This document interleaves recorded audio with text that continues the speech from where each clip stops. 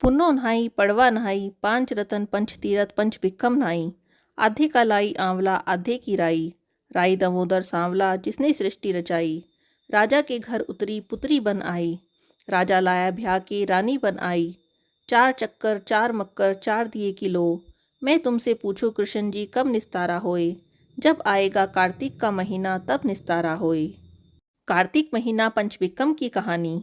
एक साहूकार के बेटे की बहू थी जो बहुत सुबह उठकर कार्तिक के महीने में रोजाना गंगा जी नहाने जाती, पराये पुरुष का मुंह नहीं देखती। एक राजा का लड़का था। जब भी वह रोजाना गंगा जी नहाने जाता तो सोचता, मैं इतनी सुबह नहाने आता हूँ तो भी मेरे से पहले कौन नहा लेता है। 5 दिन कार्तिक के रह गए। उस दिन साहूकार की बहू तो नहाकर जा रही थी, राजा का बेटा आ रहा था। कुड़का सुनकर वह जल्दी जल्दी जाने लगी तो उसकी माला मोचड़ी छूट गई। राजा वहां आया तो माला मोचड़ी देखकर सोचने लगा, माला मोचड़ी इतनी सुंदर है तो इसे पहनने वाली कितनी सुंदर होगी। सारी नगरी में राजा ने ढिंडोरा पिटवा दिया, जिसकी यह माला मोचड़ी है वह मेरे पास 5 दिन आएगी, तब मैं उसकी माला मोचड़ी दूंगा। साहूकार के बेटे की बहू ने कहलवा दिया, मैं 5 दिन आऊंगी, पर किसी को साख भरने के लिए बिठा लियो। राजा गंगा जी पर बिछावन करके एक तोते को पिंजरे में टांग कर बैठ गया। वह सुबह आई, पहली पैड़ी पर पैर रखा। वह बोली, हे कार्तिक ठाकुर राय दामोदर, पांचू पांडु छठो नारायण, भीषम राजा, उस पापी को नींद आ जाए। मैं सत की हूं तो मेरा सत रखना। राजा को नींद आ गई। वह नहा धोकर जाने लगी। जाते जाते तोते से बोली, सुआ सुआ सूटा गल घा लूंगी, हार साख भरिए मेरे वीरा। तब सुआ बोला, कोई वीर भी साख भरता है। तब वह बोली, सुआ सुआ सूटा पग घा लूंगी, नेवर साख भरियो मेरा देवर। तब सुआ ने कहा, अच्छा भाभी मैं साख भरूंगा। वह तो कहकर चली गई। राजा हड़बड़ाकर उठा और सुआ से पूछने लगा, सुआ सुआ वह आई थी क्या, कैसी थी।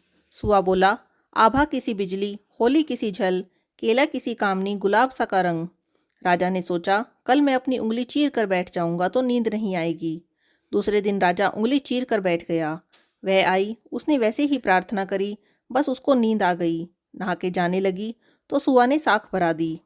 राजा ने उठते ही फिर सुआ से पूछा तो सुआ ने कल के जैसा ही जवाब दे दिया।